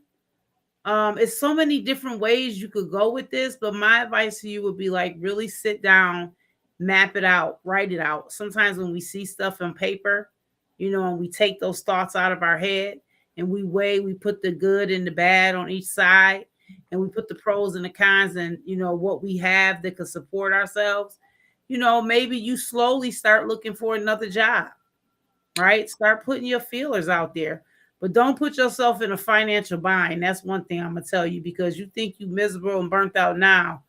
Be where you about to lose your housing and your health care and all that type of stuff. So my advice to you is before you make any rash decisions, put it on paper and figure it out, weigh it out. I know how it is to not be happy somewhere, but sometimes if it's not like horrific, you got to keep what you got until you got something to replace it. Because I was always told, don't leave something before you got something to replace it. So That's my 2 cents. Well, I agree with every single word you said. And if you have to leave, like you said, plan it out. Go ahead on. I've literally worked 2 jobs before so that my insurance wouldn't lapse. So that I would go right into another insurance. I did it one time when I wanted to have a surgery. One job wouldn't pay, and the other one's insurance would. And so, yeah, but I've always been like that. And then I've also had a job where I was so miserable on the job. I was just like, oh my God, if I don't get out of here, I don't know what might happen. But the pay was so good, I ended up staying there 2 years. And then finally I said, you know what? I can't. I gotta go.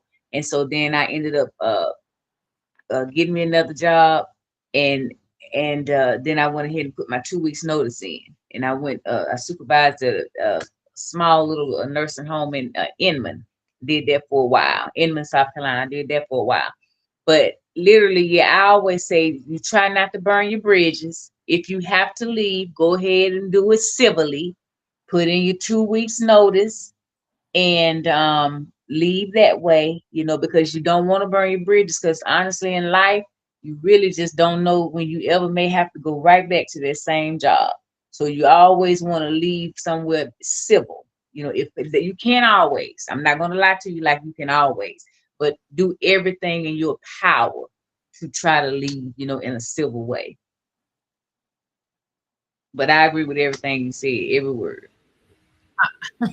I'm probably gonna be the devil's advocate. Run, girl, run. Yeah. No, okay. Seriously, I was So gonna say, run. hey. Yeah. So run, but also do some of the things that they said. You want to make sure you got a backup plan, and don't just run.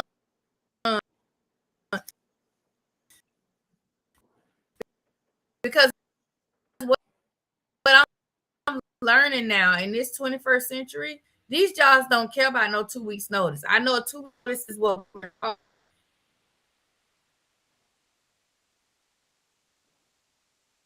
notice.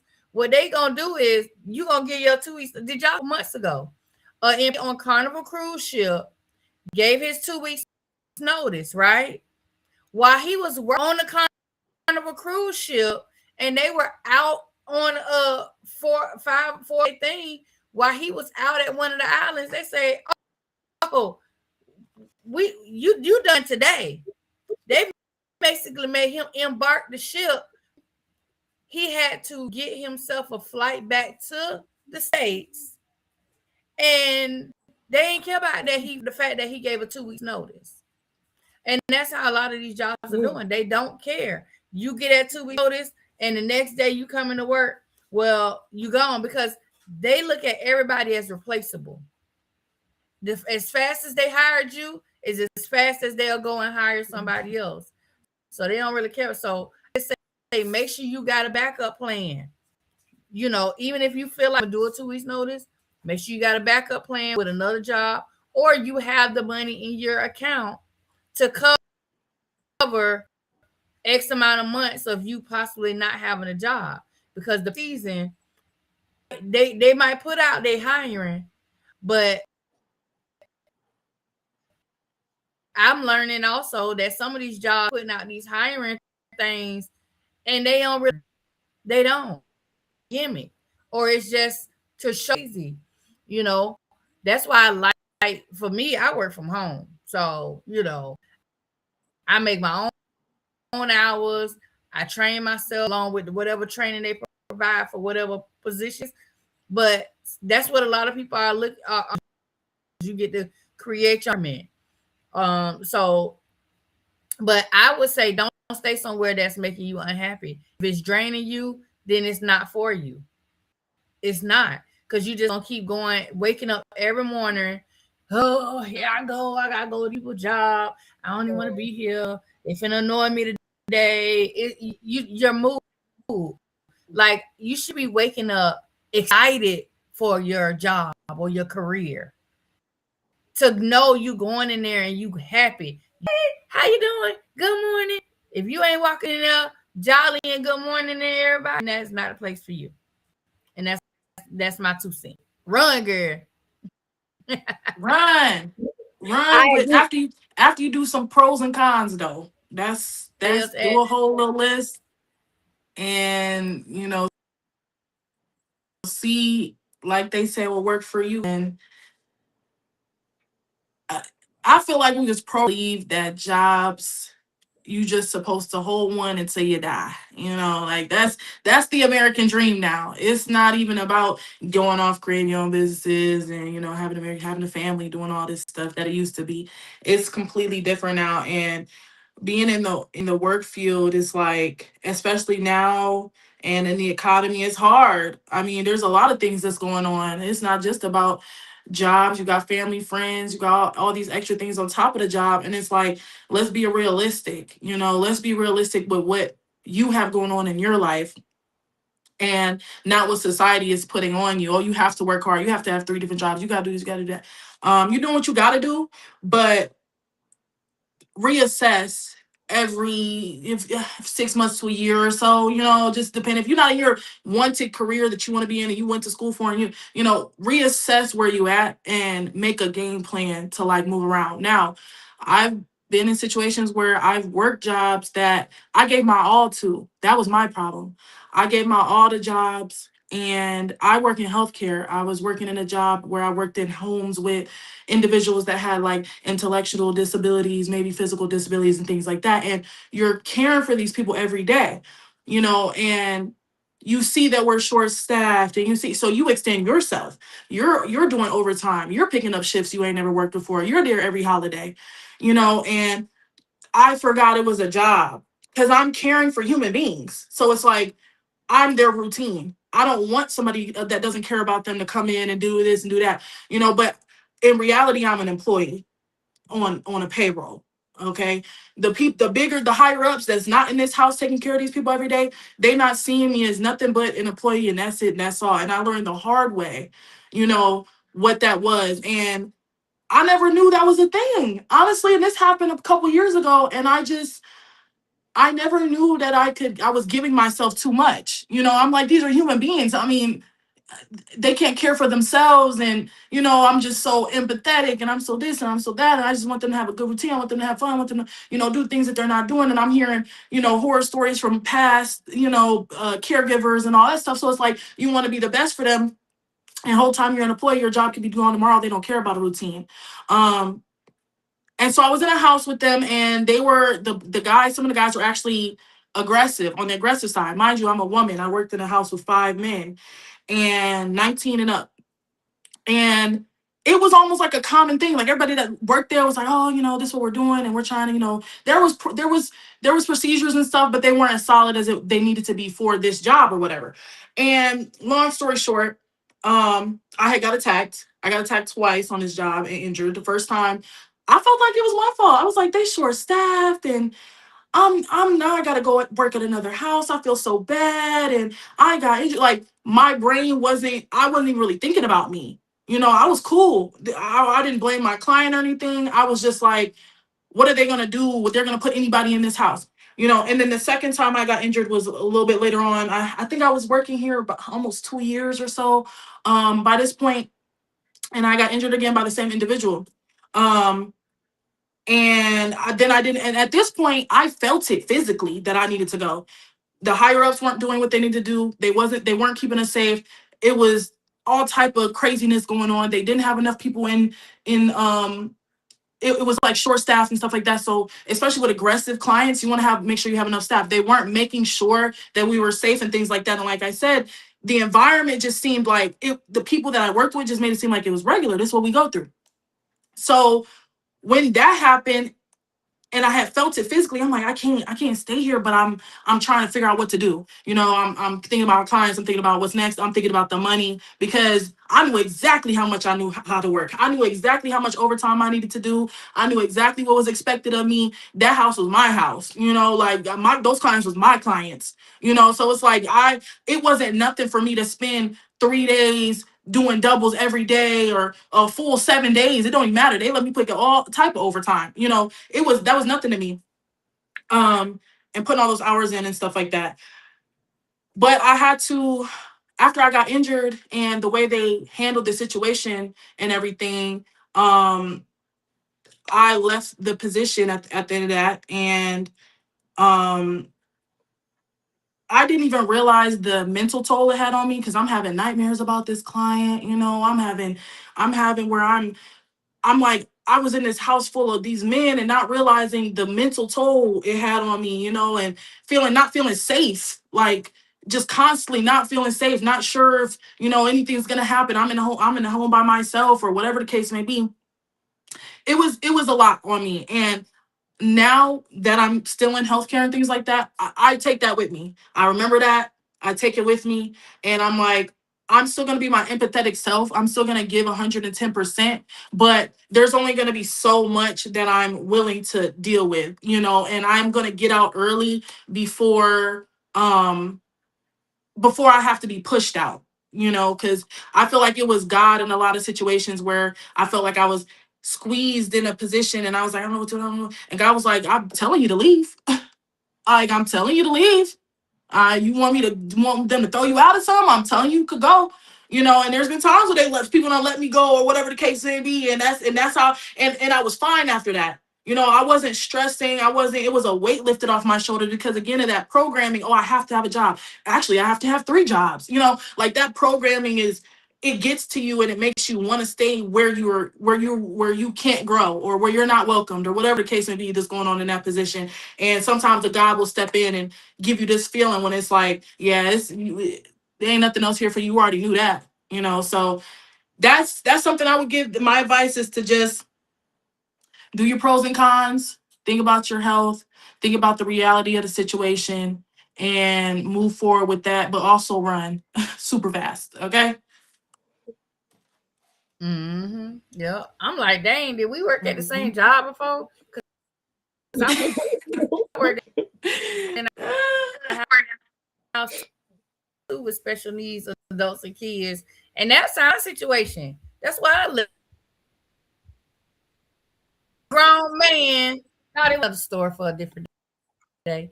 But yeah, it's like, come on. Yeah. My mama said in the chat, run, tell them where sit and ask God to forgive you and help you find another job. That's what she said. Straight and to the point with no chaser. So,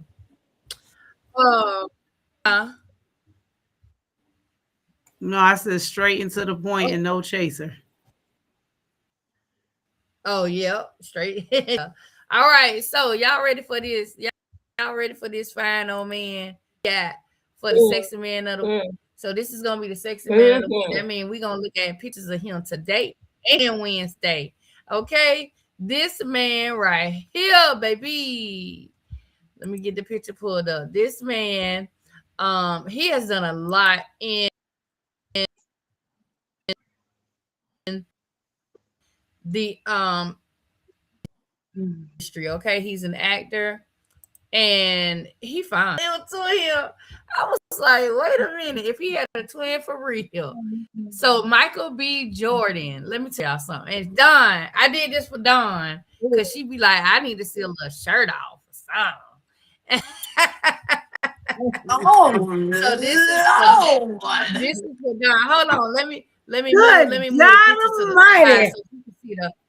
Let me move us to the side so she can see the whole. I want her to see the whole. Thank you very much, baby. Look, Lord, thank you. The whole man. She said thank you. Listen.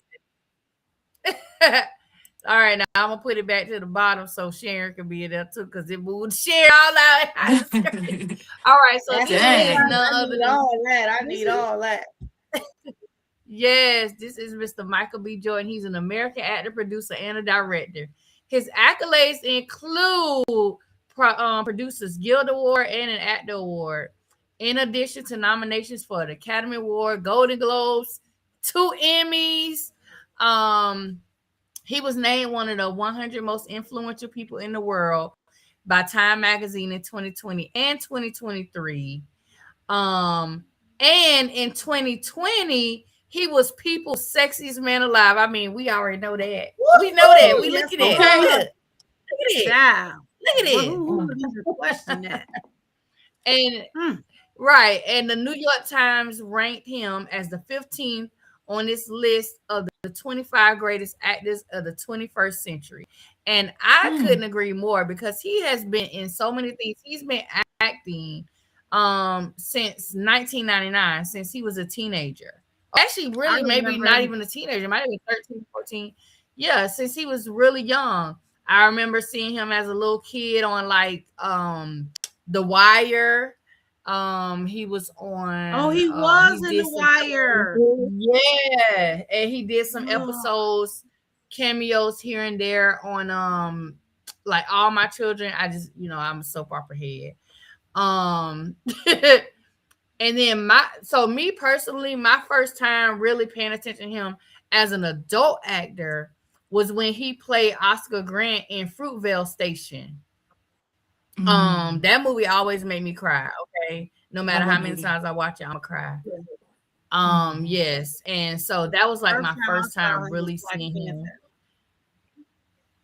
Oh When he played wow, in Black Panther, really? yeah, that was not. I Because mean, I he seen him did, in The Wire, but I didn't realize who he was. But like when I really recognized him and paid attention was when he was in Black Panther, and I was yeah, like, "Oh, who's this sexy chocolate drop there?" and he did Creed. Yeah, he did Creed. Oh, Um, like you say, Black Panthers, but then most recently would have been Sinners. And he did Mm. get a nomination from the Academy Awards for Best Actor for that movie.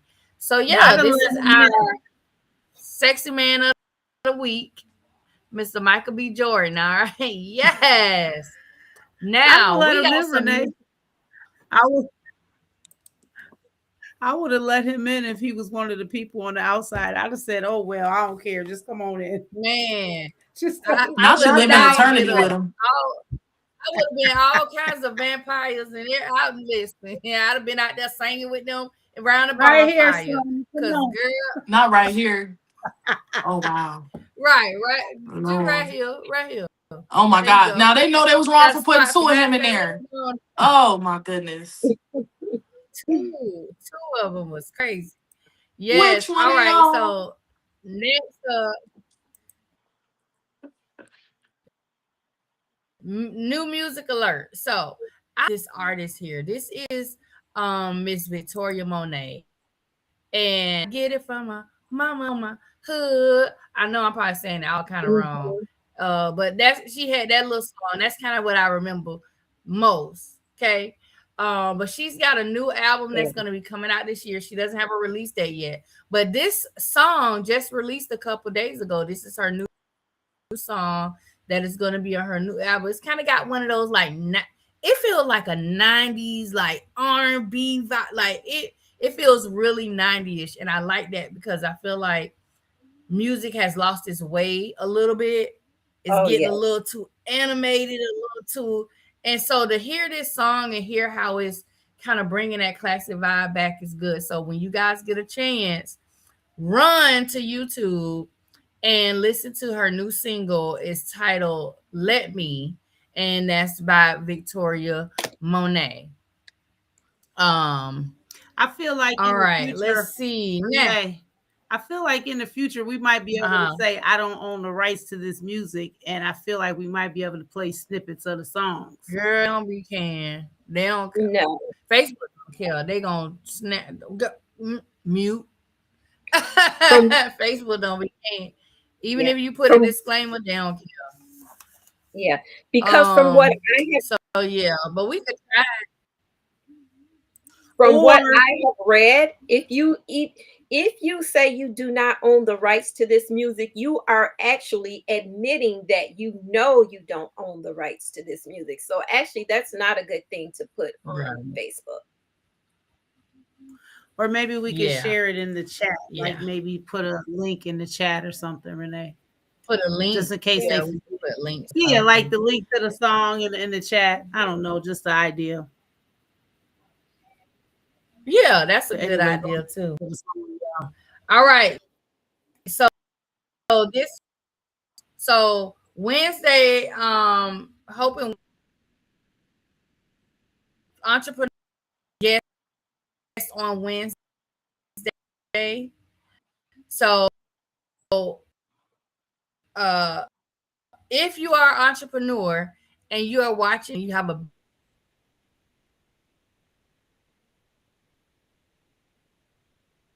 one like your business here on 1 Hour Girl Talk with us, I would love for you to post it in the comments. Do it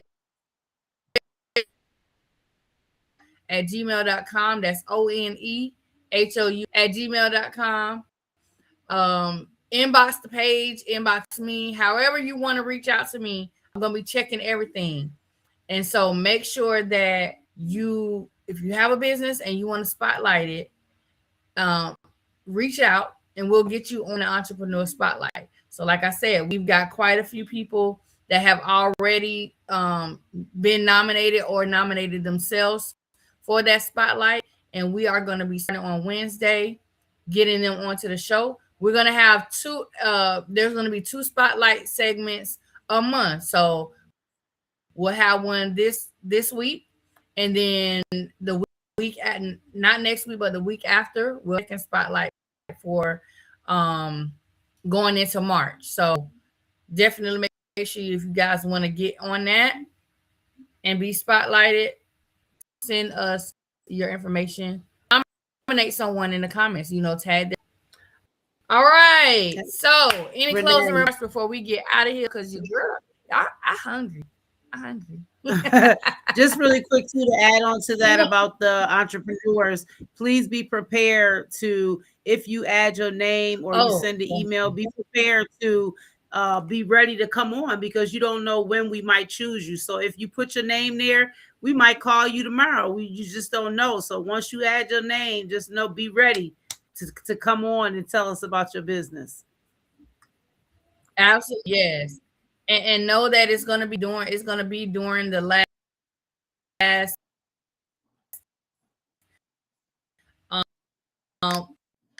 in the last 30 minutes of the show. So anywhere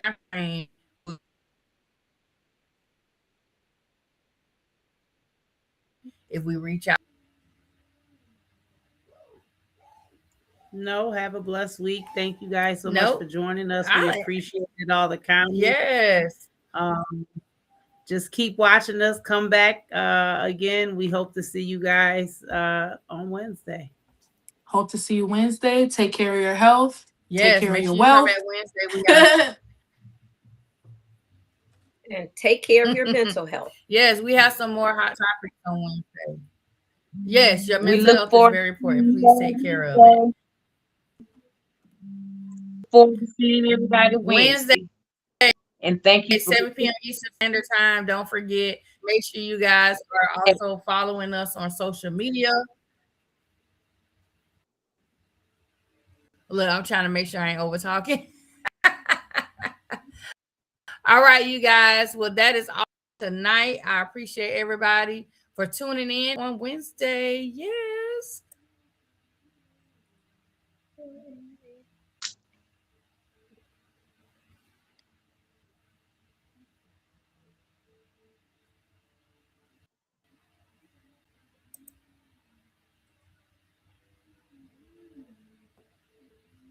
Why is lagging? It don't want us to leave. It don't want us to leave. Yeah. It don't want to leave. Like, it really don't want us to leave. Like, that's crazy. All right. We out of here.